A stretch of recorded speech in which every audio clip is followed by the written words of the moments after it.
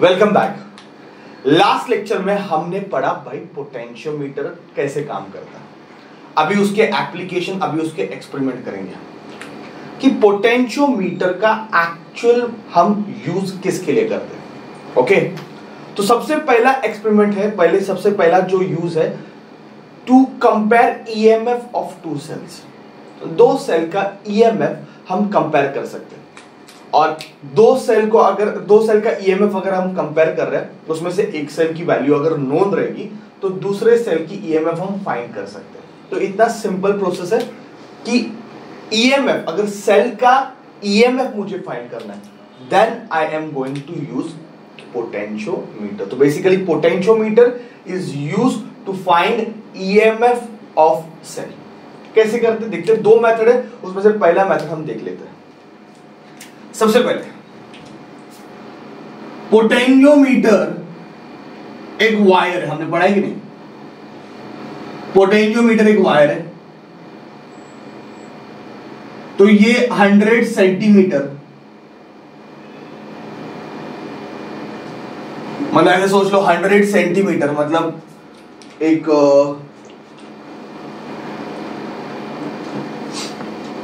जो सेगमेंट है वो 100 सेंटीमीटर का है, ठीक है। तो 100 centimetre 100 centimetre 100 centimetre 100 centimetre, total ये हो गया 400 सेंटीमीटर, मतलब 4 मीटर, बराबर है। अभी बच्चों मैं इसको कनेक्ट कर लेता हूं, इसको कनेक्ट कर लेता हूं इधर, ये कॉपर से मैंने कनेक्ट कर दिया, कॉपर स्ट्रिप्स। तो अभी ये टोटल वायर कितनी हो गई बच्चों, 400 मीटर की वायर हो गई। कितने मीटर की वायर हो गई, 400। मैंने सबसे पहले ही बताया था कि भाई कि पोटेंशियोमीटर एक लॉन्ग वायर है। अगर मैं 4 मीटर का वायर ऐसे लगा दूंगा तो एक्सपेरिमेंट करने के लिए बहुत डिफिकल्ट हो जाएगा। तो 1 मीटर 1 मीटर 1 मीटर 1 मीटर, ऐसा टोटल 4 मीटर का वायर मैं यहां पे यूज कर रहा हूं।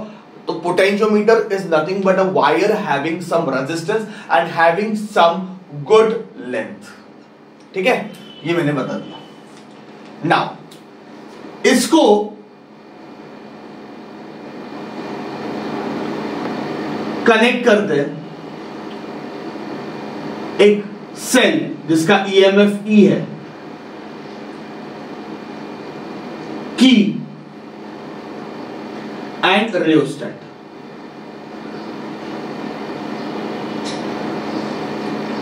ओके, RH की, और ये अपना पॉइंट मैंने बताया था, ये पोटेंशियोमीटर पॉइंट ए और ये अपना पॉइंट बी, ठीक है। तो you can check it is a long wire of 4 meter and it is connected, that wire is connected across a cell. ये कौन सा सेल है, तो मैंने इसका नाम रखा था, ये ड्राइविंग सेल है। क्या है ये, ड्राइविंग सेल, जो पूरे सर्किट में, पूरे वायर में क्या भेजने वाले, करंट भेजने वाले। एक की लगाया और एक रियोस्टेट लगाया पोटेंशियल एडजस्ट करने के लिए। और रियोस्टेट का यूज क्या है मैंने आपको पहले भी बताया था। फॉर एग्जांपल ये 10 वोल्ट है, कितना है, 10 वोल्ट। तो ये अगर कनेक्टेड नहीं है तो ये 10 हो जाएगा और ये 0 हो जाएगा। पर आप ये पोटेंशियल को चेंज कर सकते हो, कम कर सकते हो, 9 कर सकते हो, 8 कर सकते हो, तो कम ज्यादा, इसलिए रियोस्टेट का यूज होता है। रियोस्टेट से हम पोटेंशियल अक्रॉस AB चेंज कर सकते हैं। रियोस्टेट से AB के अक्रॉस का पोटेंशियल हम क्या कर सकते हैं, चेंज कर सकते हैं, सबसे पहली बात। और दूसरी बात, हम करंट को कंट्रोल कर सकते हैं। अगर ज्यादा करंट जा रहा है, कम करंट करना है, रियोस्टेट को यूज करो, ठीक है। तो ये हो गया सबसे पहला चीज। It consist of 4 meter wire, जो मैंने प्रैक्टिकली हम कॉलेज में भी ये यूज करने वाले 4 मीटर का वायर, ठीक है। उसको कनेक्ट किया है सेल से, की से और रियोस्टेट से। ये यहां तक समझा। अभी जो दो सेल को हमें कंपेयर करना है, okay, so my aim is to compare EMF of 2 cells. तो वो दो सेल को मैं ए के अक्रॉस कनेक्ट कर रहा हूं।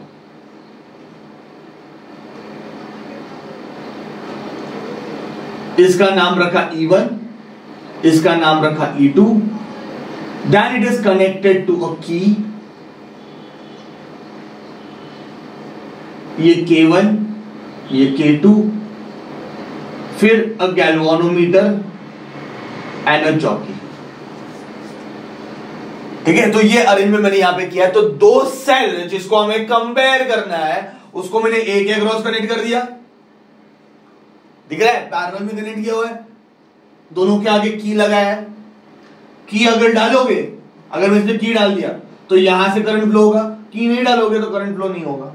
तो बेसिकली की हमें सेल को एक्टिवेट करने के लिए कि कौन सा सेल हमें स्टार्ट करना है, E1 को चालू रखना है, E2 को चालू रखना है, या फिर दोनों को चालू रखना है। इसलिए मैंने यहां पे क्या डाला हुआ है बच्चों, यहां पे मैंने डाला हुआ है की, K1 K2, देन गैल्वानोमीटर ना जॉकी। ठीक है, this is your experimental setup, it is very simple. Now let us start step 1। की डाल दो इसमें, K में इधर की डाल दो। जैसे इसमें से की डालोगे यहां से करंट फ्लो होगा, ये करंट ऐसे ऐसे ऐसे ऐसे जाएगा। मेरा अच्छे से सुन लेना बच्चों, ये करंट ऐसे यहां से जाएगा, it will go this way. ऊपर जाएगा ये करंट? नहीं जाएगा, क्योंकि ये तो ओपन सर्किट है, जॉकी तो कनेक्टेड ही नहीं है, तो ऊपर तो करंट नहीं जाना है, तो सारा करंट यहां से ऐसे ऐसे ऐसे चला जाएगा, बराबर कि नहीं? ये करंट ऐसे फ्लो होते रहेगा। Do you agree with me? अब मैं क्या करता हूं, यहां पे एक की डाल देता हूं। अभी ये एक्टिवेट कर दिया मैंने, ऐसे समझ लो E1 को एक्टिवेट कर दिया। इधर ऑलरेडी अभी करंट फ्लो है, इधर कोई करंट फ्लो है क्या? नहीं हो रहा है। पर मोमेंट मैंने इस जॉकी को टच किया यहां पे किसी पॉइंट पे, लेट अस से दिस पॉइंट इज P। अब मुझे बताओ ये सर्किट कंप्लीट हुआ है या ना? सिंपल में बात कर दे, ये सर्किट कंप्लीट हुआ है, यस और नो? तो आंसर इज यस, ये सर्किट तो कंप्लीट हो गया, बराबर है। अब ये सेल और ये सेल में स्टार्ट हो गई लड़ाई। लास्ट लेक्चर देखा रहेगा आपने, ये सेल और ये सेल में लड़ाई स्टार्ट हो गई। ये सेल क्या करता है, करंट को ऐसे भेजने को देखता है, ऐसा ऐसे करंट को भेजेगा, ऐसे ऐसे ऐसे ऐसे ऐसे ऐसे ऐसे करंट को भेजेगा। और ये सेल क्या करेगा, वो बोलेगा करंट ऐसे चला जा।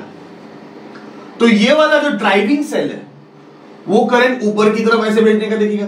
तो ये वाला जो है, लेट अस से दिस इज क्लॉकवाइज, और E1 जो है वो ऐसे उल्टा करंट भेजने को देख रहा है, दैट इज एंटी क्लॉकवाइज। इस वायर में से जहां पे गैल्वानोमीटर लगा है उस वायर के बारे में सोचो, जहां पे गैल्वानोमीटर लगा है उस वायर के बारे में सोचो। इसमें करंट कैसे फ्लो होगा? E1 के हिसाब से फ्लो होगा कि E के हिसाब से फ्लो होगा? ये डिपेंड करता है कि कौन जीता। ये E1 ये अपनी पूरी ताकत लगाता है, जो लास्ट लेक्चर बहुत इंपॉर्टेंट है, सब इसमें बताया था मैंने। ये E1 अपनी पूरी ताकत लगा के करंट को ऐसे भेजता है, it tries to send current in this direction. ये E अपनी पूरी ताकत नहीं लगाता, इसने अपनी पूरी ताकत कहां पे लगाई? A एंड B के अक्रॉस, यस और नो? ये जो सेल है इसने अपना पूरा ताकत A और B के अक्रॉस लगाया, पर इधर भेजने के लिए करंट ने कितना ताकत लगाया? जितना पोटेंशियल डिफरेंस है A और P में, जितना पोटेंशियल डिफरेंस बनेगा उतना भेजेगा करंट, बराबर है कि नहीं? दोनों में जो जीतेगा उसके हिसाब से करंट फ्लो होगा। बट मैं क्या करूंगा, एक जॉकी को अलग अलग पॉइंट पे टच करूंगा।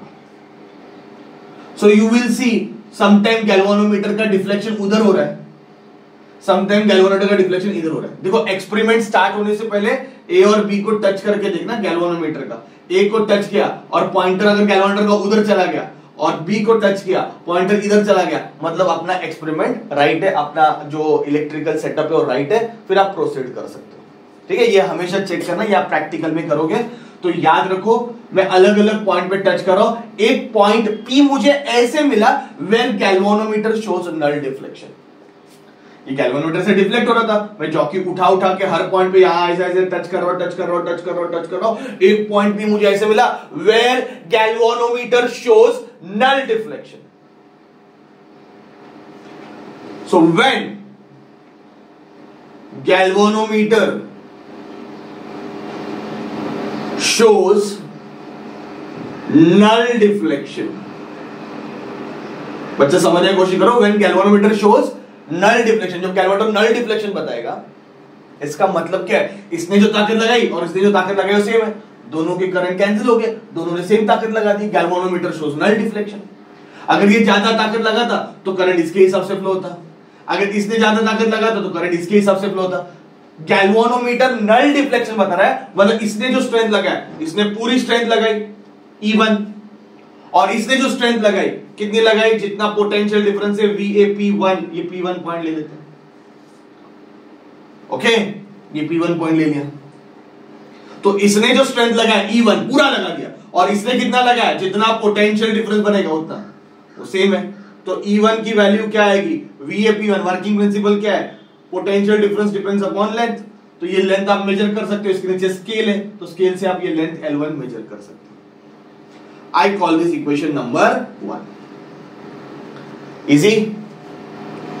अब बात करते हैं, मैंने यहां से की निकाला, यहां डाल दिया, अभी E2 एक्टिवेट हो गया। सेम प्रोसेस रिपीट करेंगे, गैल्वेनोमीटर को अलग अलग पॉइंट पे टच करेंगे। लेट अस से मुझे एक पॉइंट मिल गया P2 where galvanometer shows null deflection. पहले E1 एक्टिवेटेड था, अभी कौन एक्टिवेटेड है, E2। यहां से की निकाल के यहां पे डाल दिया, अभी E2 एक्टिवेटेड है। तो बच्चों समझो कि अभी यहां से कितनी स्ट्रेंथ बन रही है E2, और यहां पे कितनी स्ट्रेंथ बन रही है, ये कितना लगा रहा है, जितना पोटेंशियल डिफरेंस है। When I say I am getting a null deflection at point P2, P2 पे मुझे null deflection मिला है, P2 पे मुझे null deflection मिला है, P2 पे मुझे null deflection मिला है, मतलब इसने जो ताकत लगाया E2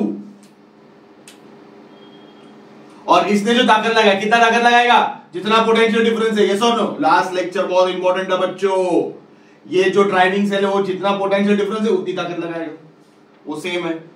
और ये हमने वर्किंग प्रिंसिपल में देख लिया, KL2 इक्वेशन नंबर 2। तो E1 से मुझे एक इक्वेशन मिला, E2 से मैंने इक्वेशन लाया। अब मैं अगर दोनों को डिवाइड करता E1 अपॉन E2, तो आंसर क्या आएगा, KL1 अपॉन KL2। K और K क्या हो जाएगा, कैंसिल। देयरफॉर सिंपल में बोल सकते हो तो E1 upon E2 is equal to L1 upon L2। और बच्चों ये हो गया आपका formula, comparing EMF of two cells. खत्म हो गया, ठीक है। एक टाइम पे एक सेल हमने चालू रखा और सेम लड़ाई करी, दो इक्वेशन मिले, I substitute the value and I got it. It is so simple. अगर मुझे फाइंड करना है EMF of a cell, cell का EMF फाइंड करना है, चलो E1 इसका EMF फाइंड करना है, तो ये नोन वैल्यू डाल दो। अगर ये नोन वैल्यू है और ये अननोन वैल्यू है, अगर ये अननोन या नोन है, लेंथ तो आप आराम से मेजर कर सकते हो, इधर स्केल लगी पड़ी है, आपको E2 मिल जाएगा। तो this is your method 1 to compare EMF of two cell. इसको हम बोलेंगे इंडिविजुअल सेल मेथड। क्या बोलने वाले बच्चों, इंडिविजुअल सेल मेथड। एक टाइम पे एक ही सेल चालू था, ठीक है। अभी ये इतना नोट डाउन करो, नेक्स्ट लेक्चर में हम उसका दूसरा मेथड देखेंगे कि EMF कैसे कंपेयर करते हैं। I hope you understood this, read it in text book and right it of your own, that is very important. नीचे डिस्क्रिप्शन में मैंने दिया हुआ है, वो भी आप अच्छे से रीड करना, ठीक है। Thank you very much.